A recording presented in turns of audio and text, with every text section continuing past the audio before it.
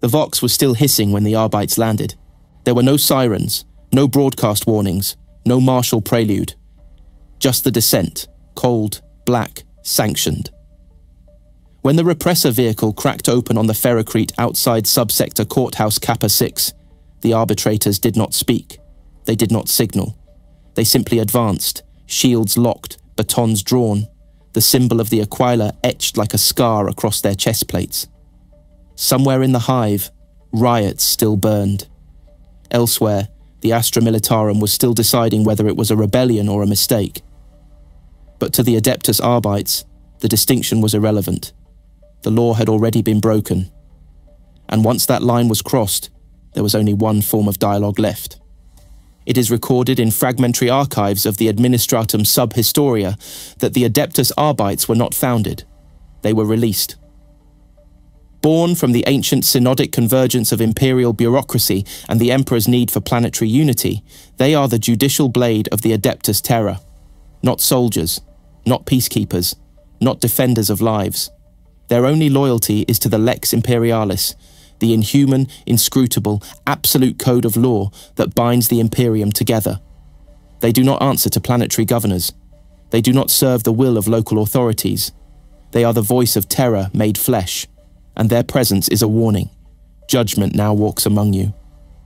Unlike the ecclesiarchy, who burn heretics to preserve the soul, or the Inquisition, who shatters worlds to preserve secrecy, the Arbites do not care if you believe.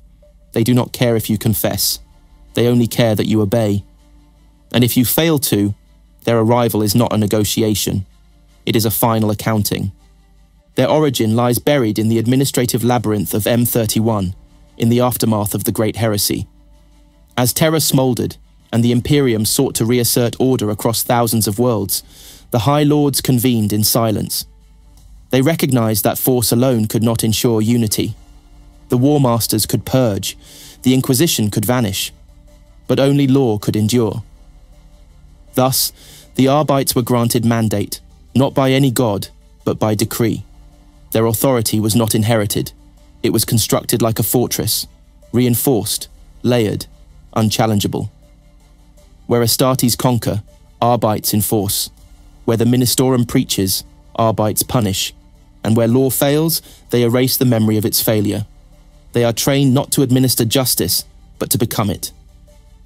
Extracted from the Schola Progenium, stripped of name and sentiment, raised in rites of punishment and doctrinal enforcement, they are moulded into organs of legislative violence. By the time they don the black armor and the visor shaped like a judge's mask, they are no longer individuals. They are functionaries of terror, mechanisms of control, instruments of preservation at any cost. It is whispered that their earliest trials were not on rebellious worlds, but on terror itself, among the arcologies of Nordafric, beneath the oceanic hive crypts of Pan-Pacifica, in the molten sublevels of Himalasia. There, their doctrines were tested against cults, heretics, and governors who believed they stood outside the reach of law. Those early trials were not battles. They were erasures. Afterward, even the record of those districts was sealed, their maps replaced with blank coordinates and hex code warnings. By the late years of M32, the Arbites were no longer terror's solution. They were the Imperium's immune system. Planetary tithes enforced, secrecy preserved, obedience assured. From orbit, their precinct fortresses resemble bastions of punishment. Gothic fortresses fused with listening towers and sub-vaults of interrogation. But the true strength of the Arbites is not their guns or armor. It is the silence they bring. The silence of a broken city. The silence of a regime returned to compliance. The silence before a world is wiped clean and marked as tithed again. To be ruled by the Arbites is not to be governed. It is to be corrected. And when the Vox stops hissing, you know the judgment has already begun. The edict was 13,000 lines long. The sentence was a bolt round to the chest. Among the Adeptus Arbites, there is no such thing as understanding the law, only obeying it. The Lex Imperialis, compiled and amended since the earliest days of the Imperium, is not a code in the traditional sense. It is a layered doctrine, part scripture, part legislation, part psychic deterrent. No arbitrator could ever claim to have read it in full, No scribe could hope to copy its entirety without their hand rotting to dust. The law is not meant to be known, it is meant to be wielded. Preserved in data looms beneath the Hall of Judgement, and bound in flesh script within the catacombs of terror, the Lex is a living relic, a bureaucratic weapon designed to last across millennia, cultures, and cataclysms. Its language shifts depending on context, rewritten by decree or necessity. Tithe grades, population thresholds, military exemptions, ritual loyalty audits, even weather behavior on agri-worlds, all are codified somewhere in its ever-thickening corpus. It is said that entire worlds have been judged guilty for violating sub-clauses forgotten even by the lords who wrote them. The law remembers, even when the Imperium does not. To the Arbites, this opacity is sacred. Their role is not interpretation, but enforcement. When an arbitrator quotes from the Lex Imperialis, they do so not as scholar or priest, but as executioner. There is no burden of proof, no appeal, no courtroom. The words of the Lex are carried in vox shrines, their meanings determined by precedents known only to central cogitator cores deep beneath Terra's surface. And when those words are spoken aloud by the voice of judgment, the sentence is already sealed. Even mispronunciation is a sin, corrected by self-flagellation or internal detainment. Among high-ranking judges, there exists a belief that the Lex is itself a form of psychic architecture, a law written not to be understood, but to shape behavior through dread. Entire planetary populations have developed myths around which clauses apply to them. Children whisper the numbers of fatal statutes.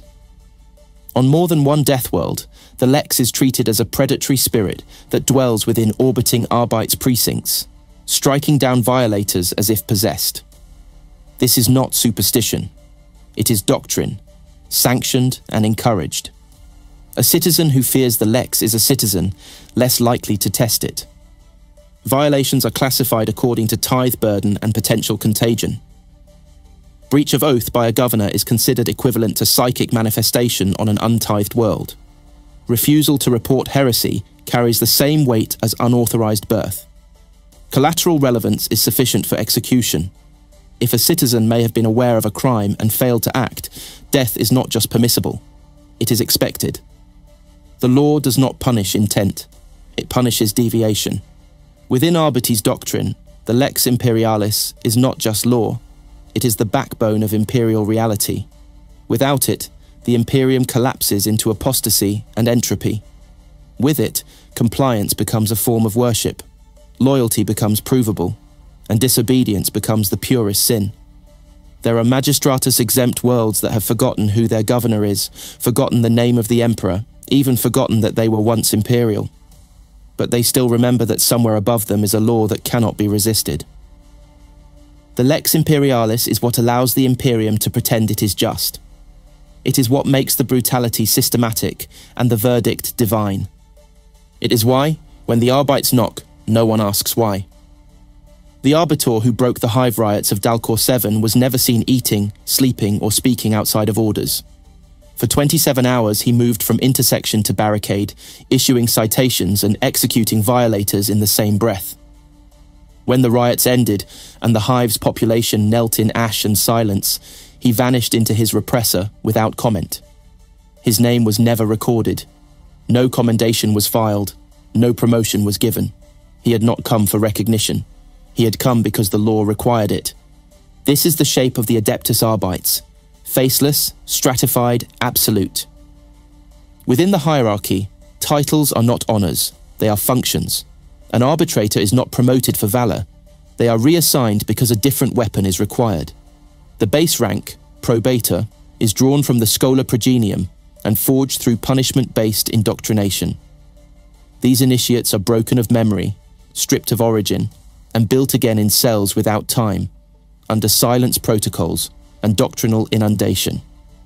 Only when their empathy has been cauterized are they permitted to witness the Lex directly, in fragment or phrase. To do so, too early risks madness. Upon ascension, they become arbitrators, the beating hammer of law. In the field, they are the most visible expression of the Arbites, deployed in riot formations, containment zones, tithe assessments, and post-battle purge operations. They are not investigators. They are not peacekeepers. Their presence means the law has already been failed. Their duty is not to prevent violence, but to restore order through selective annihilation. Above them are the proctors, designated for supervisory enforcement and tactical command. Proctors maintain code cohesion within precinct fortresses, ensure ideological purity among ranks, and serve as the internal censors of their brethren. It is not uncommon for proctors to execute subordinates during operations for deviation from liturgical protocol. Among their duties is recitation of the Lex before high-value extermination warrants spoken aloud before impact. Specialist branches diverge from the core tree. The Verispecs are forensic adepts trained in post-violation reconstruction. They do not theorize, they extract. Memory sequences, gene locks, psychic residue, they harvest all, then seal the site in anathema wax. Chasteners operate as traveling instruments of correction, responsible for interrogations, internal loyalty trials, and silencing of non-compliant planetary authorities. Their ranks are filled with amputees, burn victims, and fanatics whose only desire is to hear someone confess. Detectives, a rare subclass, are granted limited discretion in long-form criminal investigations, usually only when the Lex demands it for systemic clarity. Their status as thinkers rather than enforcers renders them simultaneously essential and distrusted. High command is embodied in the judges, figures of theological civil authority who hold autonomous power over entire systems. A judge may supersede a planetary governor, override a commissar, or issue a termination warrant for a rogue inquisitor, should the evidence align. Their word is the law in its purest form, spoken without contradiction. Judges are rarely seen, and never twice. They do not dwell in public. They are escorted by cyber Mastiff packs and Vox silencers, their presence often prefaced by blackout orders and entire population disarmaments. Above even the judges dwell the martial commanders, systemic directors who coordinate the vast networks of precincts, tithe enforcement fleets, and inter-ordo deployments. Their cogitator signals are traced through relay chains and their true identities hidden behind hundreds of layered ciphers. It is possible, and even likely, that martial commanders are no longer entirely human. Their decisions span decades. Some may have never left Terra.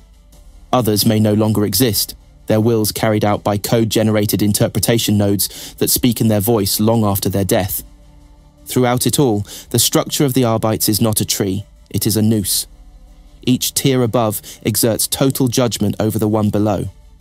Arbitrators are judged by proctors. Proctors are judged by judges. Judges are judged by nothing. And when deviation is suspected, there is no tribunal. There is only a knock, a voice, and a single shot in a soundproofed vault. That silence is not absence. It is structure. It is how the Arbites persist. The precinct fortress did not issue a warning. The orbital record lists a single message. Lex activated. Compliance breach detected. Judgment underway. 17 hours later, the planetary governor of Glavius Prime was dead. His staff were chained to the walls of his audience chamber, their eyes removed, their tongues split and catalogued. No trial was held, no justification required. The law had acted. The Adeptus Arbites had made their ruling. Their authority is not granted, it is intrinsic. Across the Imperium, every institution is bound by limitations, chain of command, ecclesiastical doctrine, jurisdictional exception. The Arbites alone are defined by exemption. Their writ comes directly from the Senatorum Imperialis. Their power is not territorial, but structural. An arbitrator may enter any city, blockade any hive, execute any citizen, and override any local force, provided the Lex is invoked. They do not negotiate with enforcers. They do not consult with planetary defense commanders. They do not request audience. They announce presence and proceed. This is not a ceremonial hierarchy. It is a functional threat. The very existence of the Arbites serves as deterrence. Where planetary rulers may be influenced by trade, religion, or familial lineage, the Arbites are incorruptible by design. Indoctrination, surgical correction, and psychological annihilation ensure that no arbitrator retains memory of personal attachments. Even thoughts of favoritism are monitored and extracted during monthly purity assessments. The result is a caste that does not deviate, cannot plead, and never hesitates. The mechanisms of this power are ancient. The Lex Imperialis permits immediate execution for over 47,000 categories of offence, ranging from sedition to clerical error during tithe records. More importantly, the Arbites are authorised to judge violations retroactively. Entire cities have been vaporised for administrative oversights centuries earlier, unearthed during routine audits or psychic drift scans. To be under their scrutiny is to be beneath a magnifying glass held by an executioner. When an Arbite's warrant is issued, it does not require delivery. It simply exists. Vox servitors transmit the directive directly into jurisdictional cogitator grids, and within moments, planetary authority is suspended. If resistance is detected, suppression is automatic. Entire precincts are designed for deployment without logistical support. Auto rations, gene-locked ammunition vaults, self-contained judicial archives. Once judgment begins, it does not pause for dialogue. Their jurisdiction supersedes even the Astra Militarum in civilian enforcement. In theory, a guard regiment may be ordered to stand down if found obstructing Arbites' operations.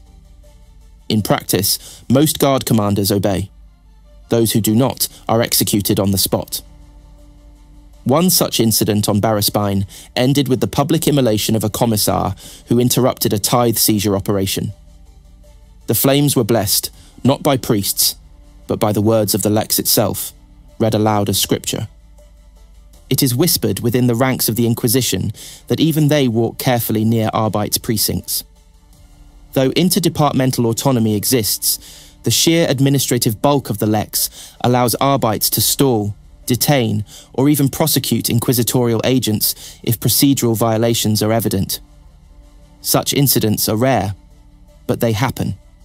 In those moments, law confronts secrecy, and the outcome is always catastrophic.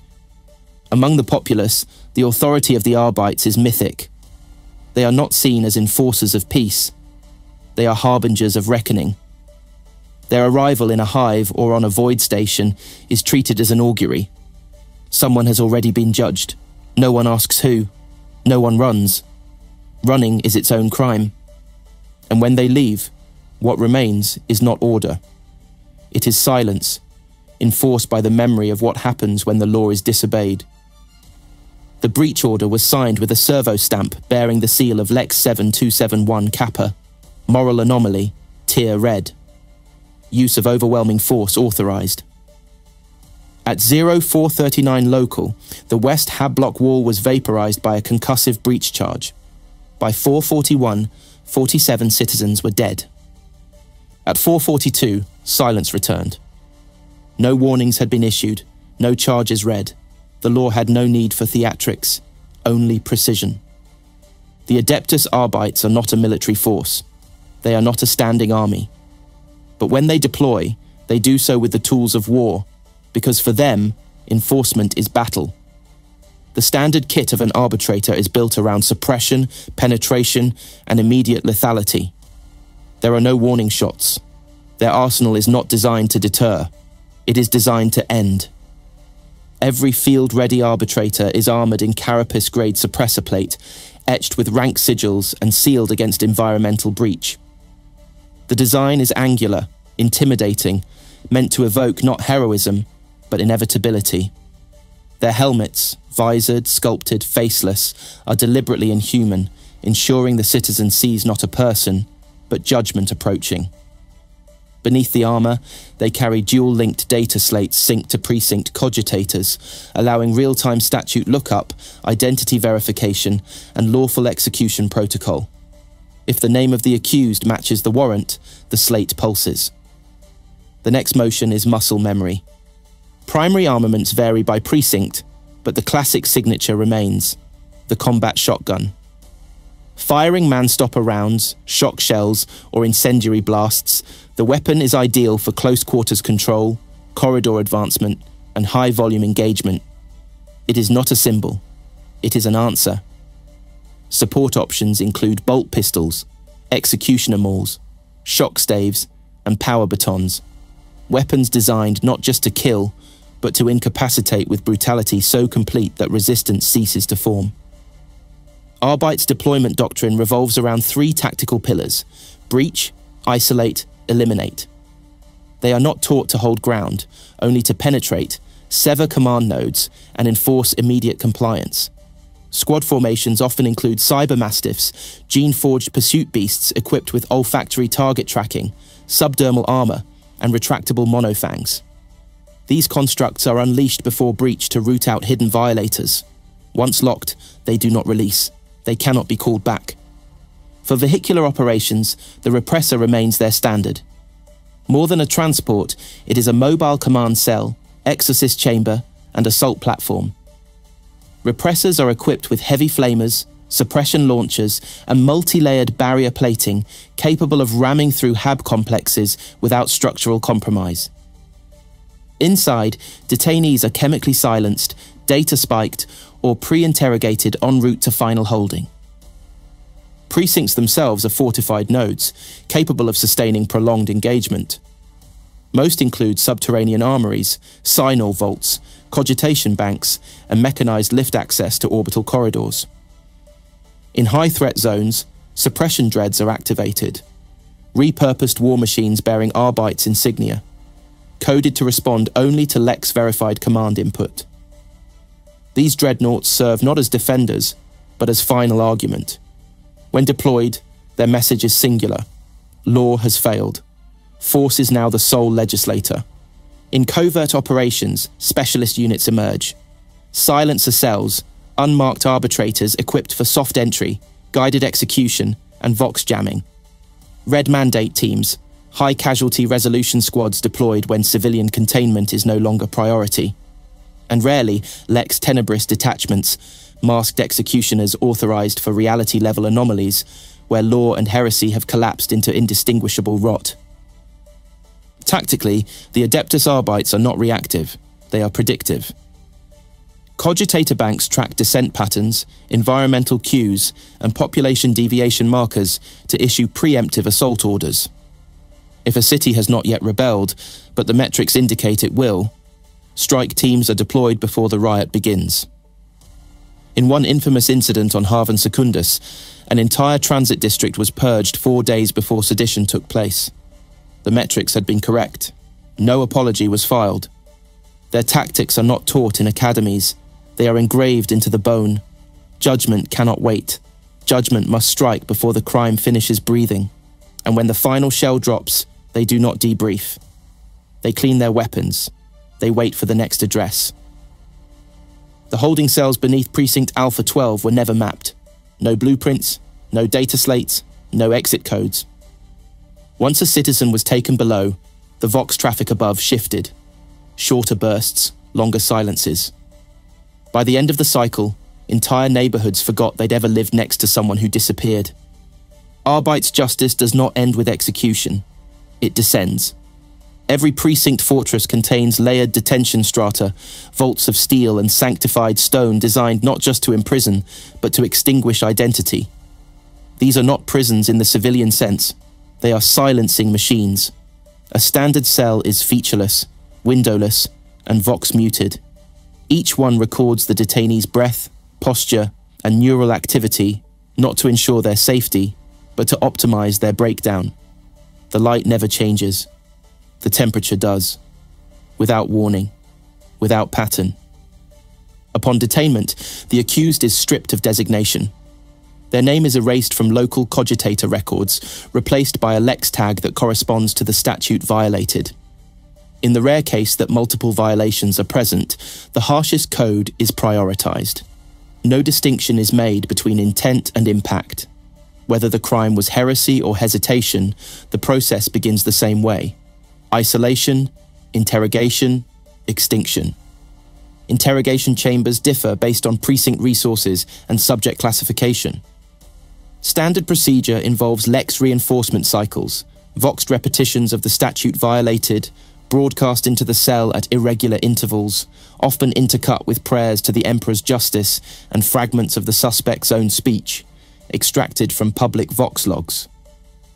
These loops are designed to induce guilt, disorientation, and forced confession. If confession is not achieved within 72 hours, physical methods are authorized.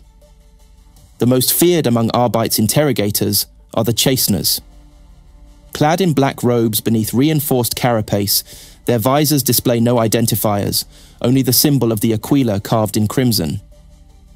Chasteners are not inquisitors. They do not seek truth. They seek submission. Their methods include truth scourges, which record neural pain patterns and amplify them based on doctrinal deviance. Soulbind cuffs, which restrict movement and bleed micro amounts of memory per resistance. And Synul vaults, where suspected witches are held in silence so absolute it has driven even hardened psychers to auto-termination. For high-value targets or systemic violators, rendition protocols are employed. These involve full memory stripping, followed by reconstitution through layered Lex reinforcement. The result is not a prisoner, but a blank slate capable of confession, often for crimes they did not commit, because within Arbites law, confession is not evidence, it is purification. Some of these broken figures are repurposed as servitors, others are paraded before local populations as proof of compliance, most are never seen again. The black cells, rumoured chambers located beneath ancient precincts on Terra and major segmentum hubs, are reserved for transgressions deemed impossible to quantify. No one enters without judgment already passed. No communication emerges. It is whispered that some of these cells contain inquisitors gone rogue, planetary governors who refuse tithe escalation, or witnesses to events the Lex has deemed unfit for record. These cells are not punishment. They are redactions made flesh. Outside the chambers, memory seals are applied to Arbites personnel involved in classified renditions. These surgical rites remove the event from recollection, ensuring no lingering empathy or doubt. In some precincts, it is considered a rite of passage, your first erasure. You do not remember it, but you remember that it was done. That paradox becomes part of the creed. Obey, enforce, forget. Across the Imperium, the mere rumour of Arbites' detention silences rebellion. In some hive cities, parents invoke the chasteners in lullabies. In others, entire districts go mute when a repressor idles near a courthouse. They do not look inside. They do not ask questions. Because the only thing worse than the knock at your door is the silence that follows when the door remains closed and someone else is taken. In the Adeptus Arbites, light is not truth. It is a distraction. And in the cells below, only the dark remains honest. They say a proctor once removed his helmet after 42 years of service. What they found underneath had no name. Just a face too still, too pale, too empty to be called human. The arbitrator is not a role, it is an execution of self. Within the Adeptus Arbites, there is no tolerance for identity. Names are discarded at induction. Birth records are locked. Personal history is incinerated and replaced with service designations tied to jurisdiction, precinct, and doctrinal purity. Even memories become suspect. Progeny extracted from the scholar progenium are subjected to mnemonic shearing, surgical rites that dissolve familial association, emotional layering, and subdoctrinal bias. What remains is a vessel. From the first cycle of training, the indoctrination begins, not as education, but as attrition. Recruits are denied language that implies choice. No I, no we, no hope. Their sleep cycles are randomized. Their meals are nutrient slabs labeled only by number. Communication is punished unless transmitted through Lex-approved phrases. To ask a question is to invite correction. To express doubt is to initiate purgation.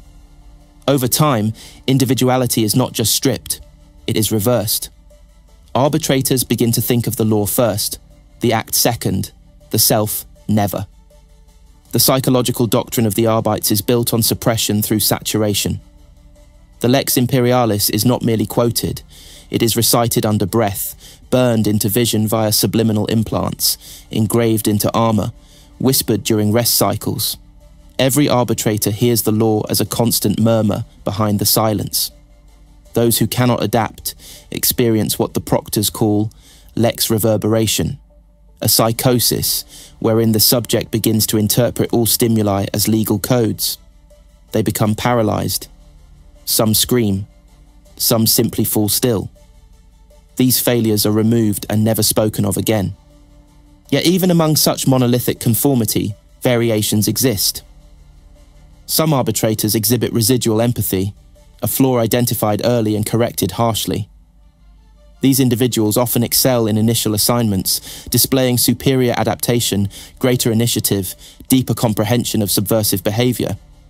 But without fail, they begin to ask questions, not aloud at first, just in pattern, doubts hidden in pause durations, lingering during detentions, hitting non-lethally when lethal force is authorized. These deviations are tracked via performance metrics. Once identified, the arbitrator is recalled, corrected, or in rare cases, reassigned to Lex reformation units, where failure is studied, not forgiven. There are whispers of rogue Arbites, judges who began to see patterns beyond law, who uncovered crimes within the Imperium so vast that judgment collapsed. Some vanish. Others become executioners for truths that cannot be filed. These rumors are not verified. But even in denial, the Arbites acknowledge the possibility that one day a servant of the Lex might look at a sentence and realize it is hollow, that the law is not order, but theater, and that behind the mask there is no justice, only obedience. To prevent such fracture, ritual reinforcement cycles are mandated. Proctors gather their squads in sealed sanctums. The Lex is recited. The Emperor's name is intoned. Past missions are erased from memory, replaced with abstracted data blocks labeled processed.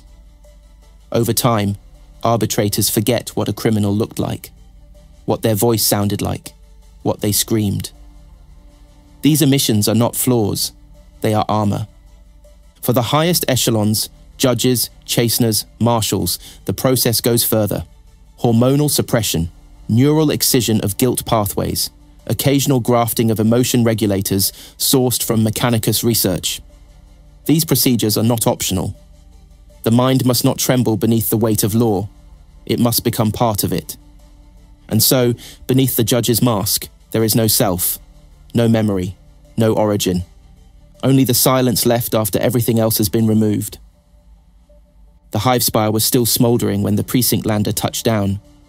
There were no banners, no declaration of war, no rallying cry. The local enforcers had already barricaded the central spire. They thought they were prepared. They thought wrong.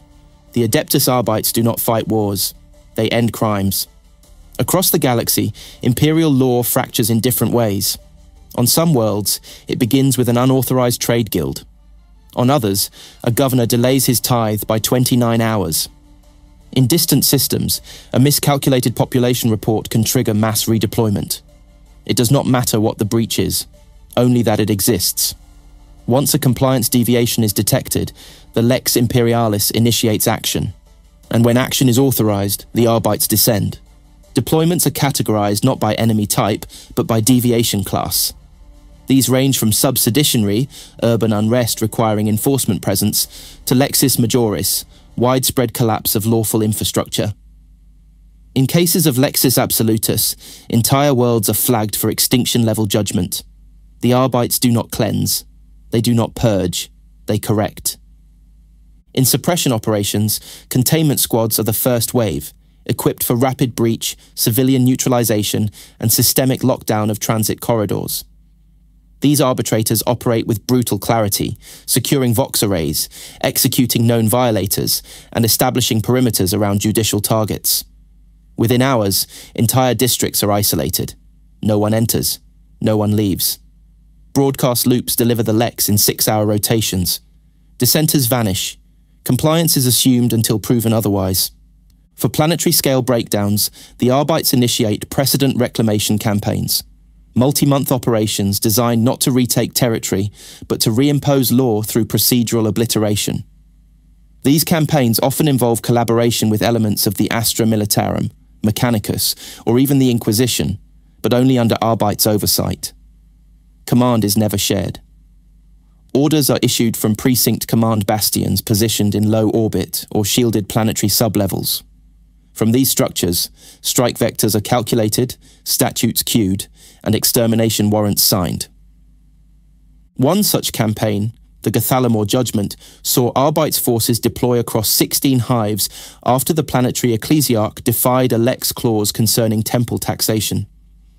Within 72 hours, Arbites detachments had seized control of all orbital docks, executed 4 planetary officials, and dismantled the capital spire's local Vox network. By the end of the second week, over 1.3 million citizens were dead. The ecclesiarch was never captured. His death was deemed unnecessary. The law had been restated.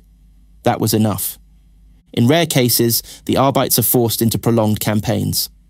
These operations, known internally as Lex Attritum, are authorized when local populations exhibit sustained mass resistance. Arbites' tactics shift accordingly, introducing psychological deterrence, mass rendition raids, and population re-indexing. Behavioral analysis cogitators predict unrest hours in advance, allowing units to strike before sedition coalesces.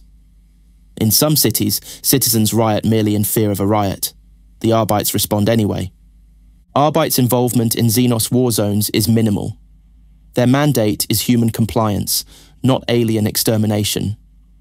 But when Imperial commanders are found to have violated Lex directives in the midst of xenos conflict, whether through unauthorized pacts, delayed deployments, or consorting with radical elements, Arbite squads are dispatched mid-campaign. Their arrival is not coordinated. Their weapons are not turned outward. When the Emperor's justice is compromised, they restore it, regardless of external threat. During the Orpheus fragmentation, Arbite's proctor captains executed an entire line of guard commissars for tithe fraud in the midst of an ongoing Tyranid incursion. No lives were spared. The system fell 2 weeks later. The Arbites did not mourn. The law had been served. It is this quality, this refusal to compromise, that makes the Arbites feared not for what they destroy, but for what they ignore. They will not save you. They will not adapt. They will not delay judgment for the sake of planetary survival. If the Emperor's law is broken, then survival itself becomes a violation. And once judgment is declared, the only escape is death, or obedience without memory. No light shines in the inner sanctum. The only illumination is administrative, a red flicker from the vault seal, a flicker that pulses once per heartbeat of the central logic engine. They say you can hear the Lex breathing here, not in sound, but in silence, not in words, but in weight. The Hall of Judgement is not a place. It is a condition, a state of compliance so total that even thought slows. On every world of significance, every hive mass, every segmentum capital, every planet whose tithe surpasses the threshold of Lexis Quantari, there exists a hall. Whether buried beneath tectonic vaults or rising in impossible geometry above the spires, these structures do not serve as courthouses. They serve as verdicts incarnate. No citizen may enter. No petition may be submitted. The hall is not for appeals. It is for conclusion. Its outer defences are ritualistic, icon-graven armorium plating, bastion towers traced with Lex code, ferrocrete lined with skull keys to denote previous judgments executed on site. Every facade is marked with the black aquila, the double-headed eagle with its eyes shut. Not in honour, in finality. Inside, silence dominates. There are no guards. There is no noise. The hall enforces order through psychological weight. Civilians brought here are rarely conscious. The few who awaken within its cells experience a unique auditory phenomenon, a persistent whisper, low and mathematical, believed to be the Lex Imperialis itself, transcribed eternally by cogitator choir. At the core of each hall lies the judicial cogitation engine, an ancient machine not made for war or data flow, but for judgment. It records every statute ever applied, every warrant signed, every correction executed by that precinct's Arbites. The machine is self-editing. If a statute falls out of relevance, it is not deleted. It is rewritten, recontextualized. Punishment is not removed. It is transfigured. This ensures that no sin goes unremembered, and no law is ever obsolete. Each engine is paired with a memory vault, sealed in Lex locks and filled with restricted detainment records, erased personnel files, and exoneration overrides, Only judges of tribunal rank may access the vault directly, and even then, access may only be granted if a second judge confirms the request with a blood key, literally offering a sample of judicial DNA encoded at induction. These rituals are not symbolic. The system will not open without both confirmations. Deep below, within the oldest halls, especially those on Terra, Cypra Mundi, and Gathalamor, lie scriptural engines, devices that do not judge, but write. These relic machines, forbidden even from Mechanicus analysis, are believed to transcribe new entries to the Lex Imperialis based on causal analysis. Their operation is not understood. They are not programmed. They simply receive information, populous metrics, deviation logs, warp indexation, and occasionally output new statutes, already formatted for enforcement. These lines appear first in red, then black, then gold. By the time a proctor reads them, they are already law. The etheric auditorium, a chamber not present in every hall, houses what few dare to name aloud, the psi-bound archives. Here, sanctioned psychics flensed of identity are embedded into Lex engines, their consciousness repurposed to monitor verbal deviation, pattern betrayal, and dream-based criminal planning. These engines do not sleep. They scan every judicial precinct transmission, every vox log tagged as anomalous, every verbalized suspicion spoken within precinct walls. If a whisper contradicts the Lex, the engines pulse, and the cell is already preparing. Not all who serve within the Hall of Judgement leave unchanged. Proctors stationed too long near the core often develop Lex echo syndrome, a condition where the subject begins to respond to all statements with citation codes, sometimes spoken in sleep. Their thoughts calcify. Their dreams degrade. Eventually, the proctor forgets their own directives and simply remains, walking the empty halls, reciting law to the silence. These figures are not removed. They are recorded as relics, statues with hearts that still beat, but only for the Lex. There are no sermons in the hall, no prayers, no blood-stained banners or imperial hymns, only the soundless presence of order, brutal, enduring, self-sustaining. Here, law is not read. It is felt, etched into every wall, woven into the atmosphere, sealed beneath each stone. And above it all, the judgment engine breathes. They found the precinct fortress with its gates still sealed.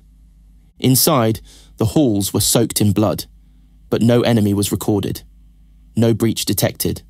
Every arbitrator was accounted for, every weapon still holstered. The Lex engine had ceased transmission. No error code, no cause, just silence. The Imperium is not a realm of order, it is the memory of one. And the Adeptus Arbites, for all their steel and scripture, are not immune to collapse. It begins in fragments, a lost data slate, a record overwritten, a misfiled edict that disappears beneath layers of contradictory law. Entire precincts have vanished from Imperial registry, their judgment engines still active, their arbitrators still patrolling ruins that no longer exist on official maps. These are known as ghost precincts, and no Arbites unit is permitted to interact with them. The doctrine is clear. Once law loses referent, it becomes contamination. Any attempt to correct a ghost precinct risks infecting others. The Lex itself is not pure. It is accreted, written over millennia by hands long dead, by logic engines no longer understood, by fragments of doctrine that contradict one another so completely that enforcement becomes paradox. In the Segmentum Obscurus, Lex 908 Kappa authorizes the execution of any citizen caught proselytizing without tithe registration. In Ultima Segmentum, Lex 351 Sigma forbids any execution without ecclesiarchal witness. On worlds where both laws apply, arbitrators sometimes alternate daily between enforcement styles. On others, they simply kill everyone involved and file no record at all. Inconsistency is not failure. It is protocol.